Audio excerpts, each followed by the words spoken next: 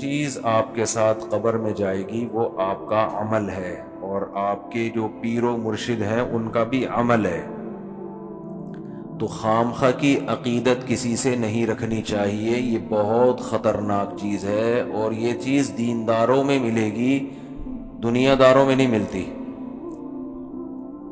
مثال کے طور پر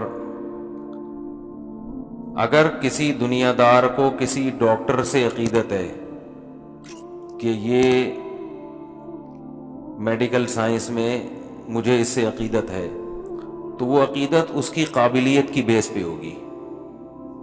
دنیا میں ایسا ہی ہوتا ہے کہ یار یہ بہت قابل ڈاکٹر ہے، علاج بہت اچھا کرتا ہے. اس کے خواب کیسے آ رہے ہیں اس کو ہے بھائی، اور کتنا اس کے چہرے پہ رونق ہے، نور ہے. ان چیزوں سے وہ زیادہ متاثر، جو پیشنٹ ہے نا اپنے ڈاکٹر سے، ان چیزوں سے متاثر نہیں ہوتا. یہی وجہ ہے کہ اگر کسی کو ڈاکٹر سے عقیدت ہے تو اس کے لیے مذہب ایک ہونا بھی ضروری نہیں ہے. بھئی بعض کو کسی اور مسلک کے ڈاکٹر سے عقیدت ہو جاتی ہے، بعض کو تو ایسا ہوتا ہے کہ وہ مذہب ہی دوسرا ہے بالکل اس کا، لیکن عقیدت کی بیس کیا ہے کہ یہ علاج اچھا کرتا ہے. تو جب بیس علاج ہے، بیس کیا ہے؟ وہ علاج، تو پھر آپ علاج ہی کو فوکس کرتے ہو، کسی اور چیز کو فوکس نہیں کرتے. کسی کو کسی حکیم صاحب سے عقیدت ہو گئی کہ یار بڑے زبردست حکیم ہے، یار مجھے ان سے بہت محبت ہے. کیوں بھائی؟ علاج اچھا کر لیتے ہیں، یہ ٹھگتے نہیں ہیں، 2 نمبر نہیں ہے، پیسے زیادہ نہیں لیتے، وغیرہ وغیرہ وغیرہ. تو عجیب بات ہے کہ دنیا کے معاملے میں تو ہم سب کا اصول یہ ہے کہ جس بیس پہ عقیدت ہے، جب تک وہ بیس اس میں ہوگی تو عقیدت بحال رہے گی، وہ بیس ہی ختم تو عقیدت بھی ختم. لیکن دنیا دین کے معاملے میں عجیب ہی الٹا سیٹ اپ چل رہا ہے. آپ کو کسی بزرگ سے عقیدت ہے، بھائی عقیدت کیا ہے؟ بزرگ ہے. یہ بزرگ کی ڈیفینیشن کیا ہے؟ نیک ہیں. نیک کی ڈیفینیشن کیا ہے؟ یہ سب چیزیں 2 اور 2 4 کی طرح واضح ہیں نا. بھئی نیک کی ڈیفینیشن کیا ہے؟ جو گناہوں سے بچتا ہو، فرائض واجبات پورے کرتا ہو. تو ان میں وہ تو ہے نہیں، نہ یہ گناہ سے بچ رہے ہیں، نہ فرائض واجبات پورے کر رہے ہیں، فلاں فلاں چیز ان کی شریعت کے خلاف ہے. لیکن آپ کسی مرید کو ایسا اس کے پیر کے بارے میں بول کے دیکھو، ایسا جیسے اس مرید کی دم پہ پاؤں رکھ دیا آپ نے. نہیں آ رہی بات؟ ایسا تیش میں آئے گا، او بھائی تم نے اتنے بڑے بزرگ کو ایسا کیسے کہہ دو؟ بھائی بزرگ ہی کی جو ڈیفینیشن ہے وہ ان پہ فٹ ہی نہیں بیٹھ رہی. تو پھر ایسے موقع پہ ہم کہتے ہیں کہ بھائی آپ کو جو ان سے عقیدت ہے وہ بزرگ ہونے کی بیس پہ نہیں ہے، وہ چہرہ نورانی ہونے کی بیس پہ ہے. یہ شکل بہت خوبصورت ہے، بعض دفعہ شکل میں مر رہے ہوتے ہیں لوگ. بھائی فراڈی کی بھی شکل خوبصورت تو ہو سکتی ہے نا. شکل تو تبھی تو حدیث میں آتا ہے، رسول اللہ صلی اللہ علیہ وسلم نے فرمایا ان اللہ لا ينظر الى صورکم ولا الى اموالکم ولکن ينظر الى قلوبکم واعمالکم. اللہ تمہاری شکلوں کو اور تمہارے پیسوں کو نہیں دیکھتے، بلکہ تمہارے دل کی نیتوں کو اور تمہارے اعمال کو دیکھتے ہیں. تو اگر شکل کا اسلام سے کوئی تعلق ہوتا تو اللہ بھی سب سے پہلے شکل کو دیکھتا نا، کہ اتنا خوبصورت میں نے بنایا، اس کا مطلب یہ نیک ہے. اس کا مطلب کیا ہے؟ یہ بہت نیک آدمی ہے، خوبصورت بہت ہے. تو اللہ تو شکلوں کو فوکس کرتے ہی نہیں ہے. اسی لیے نہیں کرتے کہ شکل فراڈیوں کی بھی بعض دفعہ بہت خوبصورت ہوتی ہے. یار کیسے سمجھائیں، بس یہاں تک اب مشکل باتیں شروع ہو گئی. شکل 2 نمبر لوگوں کی بھی بڑی حسن و جمال، اور 1 نمبر انتہائی نیک آدمی کی بدصورت بھی ہو سکتا ہے. وہ میں اکثر خلا کا واقعہ بیان کرتا ہوں نا. دور نبوی میں خلا ہوا تھا. جمیلہ بنت ثابت انصاری رضی اللہ تعالی عنہا رسول اللہ صلی اللہ علیہ وسلم کے پاس آئیں. صحیح بخاری کی حدیث ہے. شادی ہوئی، پہلے اپنے میاں کو دیکھا نہیں تھا انہوں نے. جب پہلی رات میں میاں کو دیکھا تو ان کو اندازہ ہو گیا کہ بھئی یہ تو شکل و صورت کے لحاظ سے میرے لیول کے بالکل بھی نہیں ہے. تو وہ نبی کے پاس آ گئیں فوراً کہ یا رسول اللہ کہ میں ثابت الانصاری کے دین اور اخلاق پر مجھے کوئی اعتراض نہیں ہے، بہت نائس پرسن، بہت نیک آدمی، بہت نیک، بی من الجمال ما ترا، میں جس قدر خوبصورت ہوں آپ جانتے ہیں، لیکن ثابت الانصاری قد کے لحاظ سے چھوٹے، رنگ کے لحاظ سے انتہائی سیاہ، تو کسی بھی لحاظ سے ان میں اٹریکشن میرے لیے نہیں ہے، بالکل جوڑ کی شادی نہیں ہوئی ہے یہ، مجھے خلا چاہیے، مجھے کیا چاہیے؟ خلا۔ خلا کا مطلب شوہر سے طلاق۔ خلا کا مطلب وہ نہیں ہوتا جو آج کل عدالتوں نے بنا دیا ہے کہ اور عدالت خود سے کچھ دے دے، مطلب یہ ہے کہ شوہر سے اس شرط پہ طلاق چاہیے کہ مہر واپس کرنے کے لیے تیار ہوں، ایسی طلاق کو خلا کہا جاتا ہے، ہوتی وہ طلاق ہی ہے اور دیتا وہ شوہر ہی ہے، کیونکہ ڈیورس شوہر کے علاوہ کوئی بھی نہیں دے سکتا، جج صرف اپنی بیوی کو طلاق دے سکتا ہے، دوسروں کی بیویوں کو جج کو ڈیورس دینے کا رائٹ نہیں ہے۔ یہ عدالتوں میں بہت بڑا مسئلہ کھڑا ہوا ہے آج کل، اور اس کے خلاف آواز نہیں اٹھائی جا رہی، یہ بھی تو میں بار بار کہتا رہتا ہوں، یہ تو زنا کا پورا ایک اڈا بنا دیا عدالتوں نے، جو عورت جا رہی ہے خلا کی ڈگری پکڑائی، وہ کہیں اور شادی کر رہی ہے، حرام شادیاں ہو رہی ہیں، وہ نہیں ہو رہی شادی، تو کسی بھی مسلک میں اس کی اجازت نہیں ہے۔ چند صورتوں میں عدالت نکاح کو ختم کر سکتی ہے، چند ایک صورتیں، وہ بہت شاذ و نادر ہے۔ خیر، تو آپ صلی اللہ علیہ وسلم نے ان کے میاں کو بلایا اور فرمایا دے دو طلاق اس کو، مشورے کے طور پر، طلقھا، ان کو کیا کرو؟ طلاق دے دو، کہ آپ جانتے تھے کہ یہ چلو ایک غلطی ہو گئی نکاح کر کے، اب اس کو باقی رکھنا اس سے بڑی غلطی ہوگی، نہیں لڑتے رہیں گے تو چھوڑ دو اس کو۔ اس سے بھی پتہ چلتا ہے کہ ہمارے معاشرے میں جو طلاق کو بہت معیوب سمجھا جاتا ہے نا، طلاق معیوب ہے اتنی نہیں ہے جتنی یہ سمجھا جاتا ہے، نہیں یہ سر پٹول رہے ہیں تو چھوڑو یار، تمیز سے علیحدگی اختیار کر دو، اتنا زیادہ نہیں، ہندوؤں کی طرح نہیں ہے کہ آسمانوں پہ جوڑے بنتے ہیں تو وہ ایلفی سے چپک گئے ہیں، اب حقیقت ہے یہ تو ہندو عیسائیوں کی باتیں ہیں جو گراؤنڈ ریئلٹی سے ہٹ کر ہوتی ہیں، کہ جوڑے آسمانوں پہ بنتے ہیں وہ بن گئے، جوڑے آسمانوں پہ بنتے ہیں، ٹوٹتے بھی آسمانوں پہ ہی ہیں، ٹوٹنا بھی آسمان پہ ہی لکھا ہوا ہوتا ہے کہ یہ نہیں چلیں گے تو چلو بھائی تمیز سے الگ ہو جاؤ، ایسا نہ ہو جا کے بلا وجہ الگ ہو جائیں، یعنی ایک حد ہوتی ہے برداشت کی، کیا ہوتی ہے؟ ایک حد ہوتی ہے۔ تو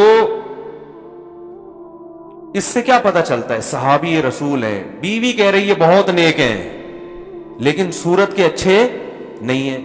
اب ان صحابی کی کے بعد دنیا میں کتنے حسین لوگ پیدا ہوئے، کتنے خوبصورت لوگ پیدا ہوئے نا 1400 سال کے عرصے میں، لیکن کیا ان میں کوئی حسین اور نورانی چہرے والا ان صحابی کی خاک کے برابر ہو سکتا ہے؟ بولتے کیوں نہیں بھائی؟ تو پتہ یہ چلا میرے بھائی، کسی کی شکل اس لائق نہیں ہوتی کہ اس کی بیس پر اس کو بزرگ سمجھ کے اس سے عقیدت اور محبت کی جائے۔ ہاں، ان چیزوں کا محبت کو بڑھانے میں دخل ضرور ہوتا ہے کہ آپ کے پیر صاحب کی شکل بھی اچھی ہے تو تھوڑا اور زیادہ عقیدت ہو جاتی ہے انسان، یہ ایک نیچرل ہے۔ نیک ہونے کی ایک ہی دلیل ہے جو قرآن نے بیان کی، الذین آمنوا وکانوا یتقون، عقیدہ بھی درست اور اعمال بھی درست، عقیدہ توحید، صرف یا اللہ مدد، بس، اس کے علاوہ کوئی نعرہ قابل قبول نہیں۔ جو اسلام کے بیسک عقائد ہے نا ان میں کوئی کمپرومائز نہیں ہے، اور عمل بھی کیا؟ آمنوا وعملوا الصالحات، نیک عمل کیے، گناہوں سے بچتے ہیں، وکانوا یتقون، بچتے ہیں، کس چیز سے بچتے ہیں؟ برائیوں سے بچتے ہیں، شریعت کو فالو کرتے ہیں۔ تو یہ دو چیزیں آپ نے دیکھ لی، آپ کو عقیدت ہو گئی، بالکل درست عقیدت ہوئی ہے۔ پھر اگر ان کی شکل بھی اچھی ہے تو یہ عقیدت کو بڑھانے میں یہ چیزیں کیا کرتی ہیں؟ مدد دیتی ہیں۔ یہی وجہ ہے کہ جتنے پیغمبر دنیا میں آئے سارے خوبصورت تھے، اللہ نے کسی پیغمبر کو بدصورت نہیں بنایا۔ وجہ کیا تھی؟ کہ خوبصورتی کی وجہ سے نا قوم ان کی طرف مائل ہو، ان کی بات کو ذرا زیادہ شوق سے سنے گی، عقیدت میں یہ چیز اضافے کا ذریعہ بنے گی۔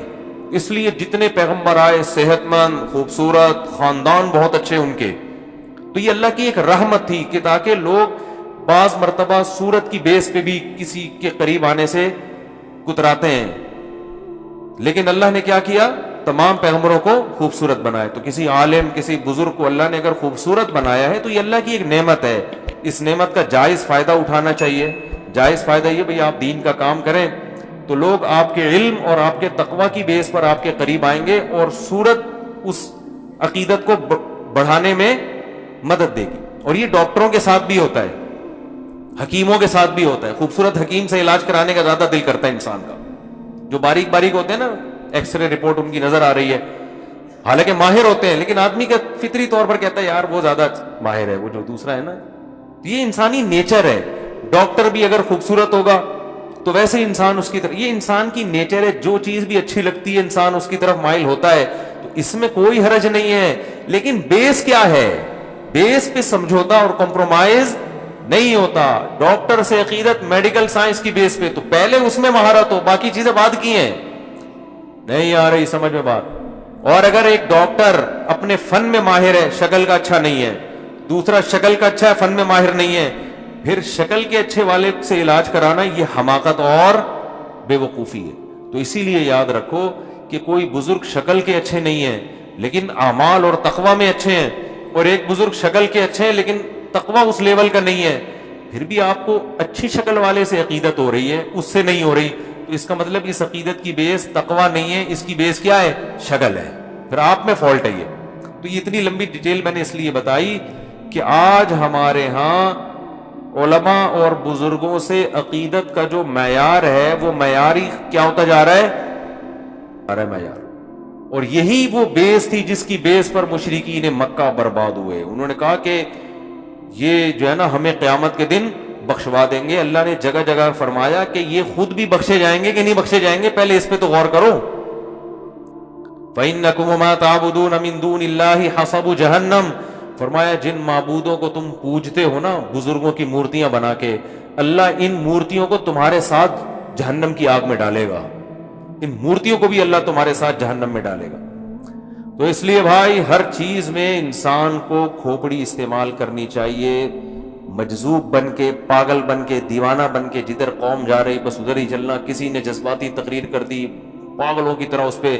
ابھی دیکھو ایک سیاسی لیڈر کا انتقال ہوا تھا چند سال پہلے, تو میں نے دیکھا بہت سے لوگ جو ان کی جماعت میں تھے نا, اطلاعات آئی کہ ہارٹ اٹیک سے مر گئے غم میں. کچھ جناب رو رہے ہیں, پھوٹ رہے ہیں. اوبے بھائی کس بات کی عقیدت؟ اتنے کیوں جذباتی ہو رہے ہو؟ کیا کیا دیا محترم نے آپ کو؟ میں نام نہیں لیتا, آج کل تھوڑا احتیاط کرتا ہوں میں. بس خامخواہ کی وہ ایک تقریر بہت اچھی لگ گئی تھی تو اتنی عقیدت ہو گئی, اتنی عقیدت. یہ سیاسی لوگ اپنے لیڈروں سے کتنی عقیدت کرتے ہیں, پاگل ہو رہے ہوتے ہیں. کوئی ان کے بارے میں نیگیٹو کمنٹ سننے کے لیے تیار نہیں ہوتا. دوسرے کی ہر پازیٹو چیز بھی نیگیٹو, اپنے والے کی ہر نیگیٹو چیز بھی پازیٹو. یہ سیاسی لوگوں میں بھی اندھی عقیدت بہت ہوتی ہے. وہ اس کا اپنے جو جس کو آپ فالو کر رہے ہیں نا, اس نے جو بھی الٹا کام کیا ہوگا قوم کے وسیع تر مفاد میں بعض دفعہ یہ بھی کرنا پڑتا ہے. یہ جواب ہے. یہ سب جگہ چل رہا ہے, کچھ کوئی ایک نہیں ہے. یہ اندھی عقیدت قیامت کے دن مروائے گی, یاد رکھو. قرآن کے الفاظ کیا ہیں؟ ان السمع والبصر والفؤاد کل اولئک کان عنہ مسئولا. تمہارے کانوں سے, تمہاری آنکھوں کے, تم سے تمہارے کانوں کے بارے میں, تمہاری آنکھوں کے بارے میں, تمہارے دل کے بارے میں قیامت کے دن سوال ہوگا.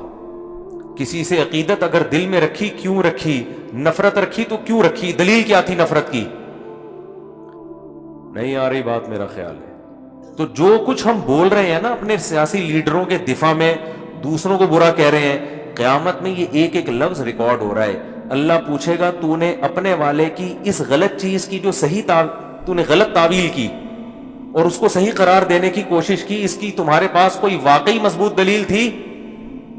اور دوسرے والے کی صحیح چیز کو بھی تم نے جو غلط قرار دینے کی کوشش کی, اس کی تمہارے پاس کیا دلیل ہے؟ اگر آپ کے پاس کوئی دلیل نہیں ہے تو خدا کی قسم یہ جو آپ کے سیاسی لیڈر ہے یہ آپ کو قیامت کے دن الٹا لٹکنے سے نہیں بچا سکتے. تو اتنی عقیدت میں, اپنے سیاسی لیڈروں کی عقیدت میں اندھے نہ ہو جاؤ. اور ویسے بھی ان کی عقیدت سے فائدہ آپ کو تھوڑی, ان کو ہوتا ہے. آپ کو تو کچھ بھی نہیں ہوتا, آپ تو وہیں کے وہیں ہیں. رکشا چلا رہے ہو تو کوئی بھی آ جائے, آپ نے رکشا ہی چلانا ہے. یار یہ بہت مشکل بات ہو گئی. آپ سمجھتے ہو کہ آپ جس جماعت کو فالو کر رہے ہو وہ جب وزیر اعظم بن جائیں گے تو آپ کیا رکشے سے ٹیکسی میں آ جاؤ گے یا لینڈ کروزر پہ آ جاؤ گے؟ آپ رکشے پہ ہی رہو گے. پھر خام خواہ میں اپنے والوں کی تعریفیں کر کر کے غلو کرنا، مبالغہ کرنا. پتہ ہے ہماری شریعت نے مرنے کے بعد بھی کسی کی تعریف میں مبالغے کو برداشت نہیں کیا. حالانکہ مرنے والے کا اب کیا دنیا میں بیچارے کا لینا دینا. پھر بھی کہا اس کی بھی تعریف کرو تو اعتدال سے، جو چیز اس میں نہیں ہے وہ بیان مت کرو. ہمارے یہاں کوئی مر جائے پھر آپ دیکھو حضرت ایسے تھے، حضرت سے تو بڑا دنیا میں کوئی پیدا ہی نہیں ہوا. اس کے بعد جانے کے بعد اچھا ہمیں تو پتہ چلا حضرت اتنے بڑے تھے. مخالفین بھی کہہ رہے ہوتے ہیں بہت ہی بڑے بزرگ کا انتقال ہوا اس دفعہ تو بھائی، بہت زیادہ، بہت ہی بڑے. صحیح حدیث ہے،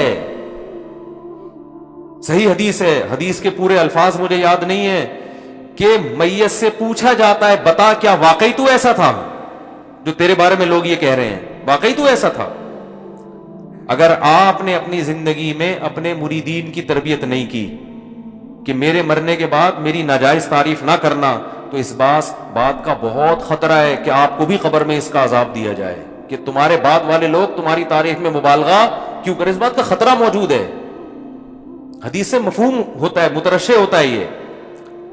تو بھائی نہ تعریفوں میں مبالغہ کرو اور نہ کسی کی بولتے کیوں نہیں برائی میں. تعریف میں مبالغے سے تو قرآن نے صاف منع کیا. فرمایا فلا تزکوا انفسکم، اپنا تزکیہ مت کیا کرو. تزکیہ کا مطلب پاک دامن قرار مت دیا کرو. یہاں اپنے سے مراد ہے اپنے جیسے لوگ، یعنی مسلمان. جیسے قرآن میں آتا ہے نا ولا تقتلوا انفسکم، اپنے آپ کو قتل مت کرو. تو تمام علماء کہتے ہیں اس سے صرف اپنی جان مراد نہیں ہے، یہ سب ایک نفس کی مانند ہیں، جتنے بھی انسان ہیں، تو کسی کو بھی قتل مت کرو. تو ایسے ہی اللہ فرماتے ہیں فلا تزکو. تزکو کا اصل معنی ہوتا ہے تزکیہ کرنا. آیت کا لفظی ترجمہ تو یہ ہوگا کہ اپنے آپ کو پاک مت کرو. تو پاک تو کرنا کا حکم ہے نا، تزکیہ تو اسلام کا حکم ہے. تو تزکیہ باب تفعیل، جو میرا تفسیر کے لیکچر سن رہے ہیں نا یوٹیوب پہ، نہیں سن رہے تو سن لیں، بہت فائدہ ہوگا.